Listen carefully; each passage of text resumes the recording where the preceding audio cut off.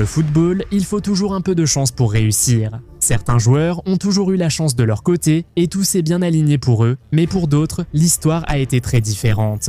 Au fil des ans, certains joueurs ont eu tant de malchance qu'ils ont manqué de peu d'importants trophées et des moments décisifs. Mais dans cette vidéo aujourd'hui, nous voulons nous concentrer sur ces joueurs qui n'ont pas vraiment eu la chance de leur côté lors de la saison actuelle. Obtiens le tien et organisons ce tournoi ensemble. Nous allons commencer avec Patrick Dorgu. Depuis qu'il a rejoint Manchester United l'année dernière, il jouait comme latéral sous Ruben Amorim, mais quand Michael Carrick est arrivé, il a été reconverti en ailier. United manquait d'ailier gauche, ayant vendu tous ses joueurs à ce poste lors des mercatos précédents. Cela a forcé le nouvel entraîneur à improviser, d'où la présence de Dorgu à un poste inédit pour lui. Dorgu a assuré lors de 2 matchs très difficiles. Il n'avait auparavant inscrit qu'un seul but pour Manchester United, mais en 2 matchs en tant qu'ailier gauche sous la direction de Carrick, il a marqué 2 buts contre Manchester City et Arsenal, rien que ça. On avait l'impression que c'était le début de quelque chose de nouveau pour lui. La GAFA venait de révéler une nouvelle facette de sa personnalité et on avait l'impression qu'il était lancé. Une série qui pouvait potentiellement changer la trajectoire de toute sa carrière. Malheureusement, après avoir inscrit un but magnifique lors de ce match contre Arsenal, il a contracté une blessure aux ischio-jambiers qui l'écarte des terrains jusqu'à aujourd'hui. En son absence, Carrick a utilisé Cunha comme ailier gauche et le Brésilien ne s'en sort pas mal du tout. On a l'impression que Dorgu aura peut-être moins d'opportunités à gauche à son retour. Imaginez ce qui aurait pu arriver s'il n'avait pas été blessé si longtemps. Peut-être qu'on aurait pu assister à une autre situation à la Gareth Bale ici, qui sait. Quoi qu'il en soit, un autre joueur qui n'a pas eu de chance cette saison, c'est Marc-André ter Stegen. Pendant des années, il a dû attendre sur le banc. Alors que Manuel Neuer était le numéro 1 incontesté de l'Allemagne, il a patienté pendant ses meilleures années, attendant que Neuer prenne enfin sa retraite avec l'équipe nationale. Eh bien, Manuel Neuer a finalement pris sa retraite en 2024 après l'Euro. Cela signifiait que ter Stegen aurait enfin l'opportunité d'être le gardien titulaire lors d'un grand tournoi international à la Coupe du Monde 2026. Mais maintenant, avec la Coupe du Monde à l'horizon, ter Stegen est victime de blessures et pourrait voir cette opportunité lui échapper.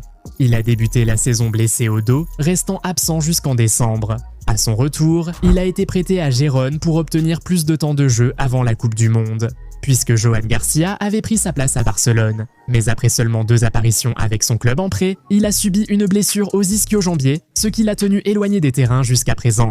À ce rythme, après tant d'années d'attente, ter Stegen pourrait finalement perdre sa place de titulaire au profit d'un autre gardien cet été. Son retour de blessure est prévu en avril, quelques semaines avant la fin de la saison. N'ayant pas beaucoup vu jouer Julian Nagelsmann cette saison, il pourrait décider de choisir un gardien plus en forme pour la Coupe du Monde. Ce qui rend cela plus triste, c'est que ter Stegen n'a jamais été souvent blessé. Mais maintenant que la voie en équipe nationale semble s'être ouverte pour lui, les blessures semblent tout gâcher. Et sachant qu'il aura 34 ans quand la Coupe du Monde arrivera, on a le sentiment qu'il n'aura plus beaucoup d'occasions comme celle-ci. Un autre joueur qui n'a vraiment pas eu de chance cette saison, c'est Jack Grealish. Beaucoup disaient qu'il était fini à City, mais il a rejoint Everton en début de saison et a immédiatement semblé transformé. Il a entamé la saison brillamment, avec 4 passes décisives lors de ses 2 premiers matchs comme titulaire et en remportant son premier prix de joueur du mois de la Premier League. Un début de rêve pour lui. Il dominait le classement des passeurs et était crucial pour une équipe d'Everton visant l'Europe. Comme le poste d'ailier gauche de l'Angleterre restait à pourvoir, certains pensaient que, vu sa saison, Grealish pourrait être envisagé pour la Coupe du Monde. Mais ensuite, en janvier, il s'est blessé et a dû se faire opérer, et tout d'un coup, sa saison était terminée. On ne prévoit pas son retour avant juin, ce qui compromet ses espoirs de Coupe du Monde. Mais c'est plus que cela. Si Grealish avait poursuivi sur sa lancée avec Everton, plusieurs équipes auraient pu vouloir le recruter cet été, mais sa blessure a réduit ses options. Si Everton ne le recrute pas définitivement, il pourrait peiner à trouver un grand club prêt à l'accueillir. Avec un peu de chance, les choses auraient pu être très différentes pour l'ancien joueur d'Aston Villa. Un autre joueur qui n'a pas vraiment eu la chance de son côté cette saison, c'est Ethan Nwaneri. Il était censé être l'une des grandes réussites de la saison.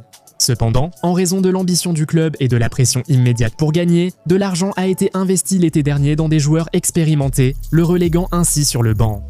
Puis, lors du mercato de janvier, il a décidé de partir en prêt à l'Olympique de Marseille afin de jouer sous les ordres de Roberto De Zerbi, un homme réputé pour développer les jeunes joueurs.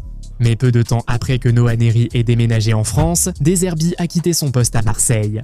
Et à peu près à la même période, Arsenal a vu Ødegaard et Havertz se blesser. Cela signifiait que si Noah Neri était resté à Londres, il aurait peut-être enfin eu du temps de jeu avec Arsenal. Il est maintenant à Marseille, mais il ne commence plus les matchs sous le nouveau coach, donc la raison pour laquelle il est parti semble complètement anéantie. En plus de cela, il doit porter le fardeau d'être la raison. Le club a été éliminé en quart de finale de la Coupe de France après avoir raté le dernier penalty, offrant la victoire à Toulouse. C'est triste de voir sa situation. On a l'impression que la chance n'a vraiment pas été de son côté du tout. On a aussi l'impression que la chance n'a vraiment pas été du côté de Rodrigo cette saison. Ça a été une campagne très difficile pour lui, surtout devant le but. Mais ensuite, les choses ont enfin commencé à s'améliorer pour lui vers le mois de décembre, lorsqu'il a enchaîné une série où il a été directement impliqué dans 5 buts en 3 matchs. On avait l'impression que l'ancien Rodrigo était enfin de retour, mais ensuite il a eu une blessure qui a ralenti sa progression. Maintenant, malgré tout cela, il y avait des rumeurs selon lesquelles il faisait partie des joueurs qui avaient une place garantie dans l'effectif du Brésil pour la Coupe du Monde. Et ce n'était sûrement pas difficile à croire, étant donné sa relation avec Carlo Ancelotti à ce moment-là, les choses s'annonçaient bien pour lui. Rodrigo est finalement revenu de blessure en mars et est entré en jeu lors du match contre Getafe pour aider le Real Madrid à trouver l'égalisation. Malheureusement, il s'est déchiré le ligament croisé antérieur durant ce match, mettant fin à sa saison et à tout espoir de Coupe du Monde. Ça a été une saison extrêmement difficile pour l'ailier, mais alors qu'il semblait qu'elle allait se terminer sur une note plutôt positive, la chose la plus malheureuse de toutes est arrivée. On ne peut que compatir avec lui, et il faut aussi vraiment avoir de la peine pour Paul Pogba. Le milieu français a retrouvé le football pro après 18 mois de suspension pour contrôle antidopage positif. Il était tellement ému lorsqu'il a signé son contrat avec l'AS Monaco cet été qu'il a fondu en larmes. Tout le monde était impatient de voir Pogba revenir sur le terrain et accomplir une belle histoire de rédemption. Mais jusqu'à présent, le parcours a été très chaotique. N'ayant pas joué depuis longtemps, il ne pouvait pas revenir vite, alors on lui a laissé le temps de retrouver la forme. Alors qu'il tentait de retrouver la forme, il a eu des soucis à la cuisse puis une blessure à la cheville. Ce n'était rien de grave cependant, donc il est revenu assez rapidement, enchaînant 3 apparitions en tant que remplaçant entre novembre et décembre. Mais nous n'avons pas eu plus que ces 3-là car il a rechuté, une blessure au mollet en décembre l'a éloigné des terrains jusqu'à maintenant. En début de saison, beaucoup évoquaient la possibilité que Pogba revienne en équipe de France après 5 ans et vise une sélection pour la Coupe du Monde. En ce moment, ses rêves semblent presque éteints et on craint aussi la fin de la carrière professionnelle de Pogba. Enfin, Michail Antonio n'a pas eu beaucoup de chance au cours de l'année écoulée. Depuis l'horrible accident qu'il a subi en décembre 2024, sa vie a été bouleversée. L'été dernier, il a été libéré par West Ham et rapidement remplacé par Callum Wilson. Il a continué à s'entraîner avec le club, espérant obtenir un nouveau contrat une fois rétabli. Mais quand cela ne s'est pas produit, il a commencé à explorer d'autres options. En décembre 2025, il avait commencé à s'entraîner avec Leicester City, qui envisageait de le recruter lors du mercato hivernal. Mais il a eu un contretemps à cause d'une blessure, ce qui a fait échouer ce transfert.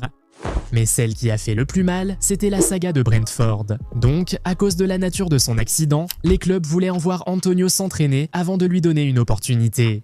C'est inhabituel pour un joueur de son envergure, mais son cas était unique, donc il a dû ravaler son ego et le faire. Il s'est entraîné avec Brentford, qui l'a trouvé impressionnant et lui a offert un contrat. Il était sur le point de revenir en Premier League, un rêve pour lui. Mais la veille du jour où il devait signer son contrat avec le club, il s'est déchiré le mollet, et cela a immédiatement fait capoter le transfert. L'attaquant a avoué avoir pleuré pendant 2 jours, incapable même de sortir du lit. Il était si proche de réaliser le retour dont il rêvait, mais tout s'est effondré à la dernière seconde. Tout cela l'a vraiment brisé, mais il a finalement décidé de se relever et de s'y remettre. Autant il aurait aimé poursuivre sa carrière en Angleterre, tous ces événements l'ont forcé à partir à l'étranger pour la première fois de sa carrière, signant récemment avec le club qatari Al Salia. Quoi qu'il en soit, après avoir entendu toutes ces histoires, selon vous, quel est le joueur le plus malchanceux du football cette saison? De plus, y a-t-il d'autres joueurs que vous considérez comme n'ayant pas eu beaucoup de chance jusqu'à présent, cette saison? Dites-nous qui et pourquoi dans les commentaires. Si vous avez aimé cette vidéo, mettez un pouce bleu et abonnez-vous à la chaîne. Activez aussi les notifications en cliquant sur la cloche pour ne rien manquer des nouveaux contenus. On se retrouve dans la prochaine vidéo, à bientôt.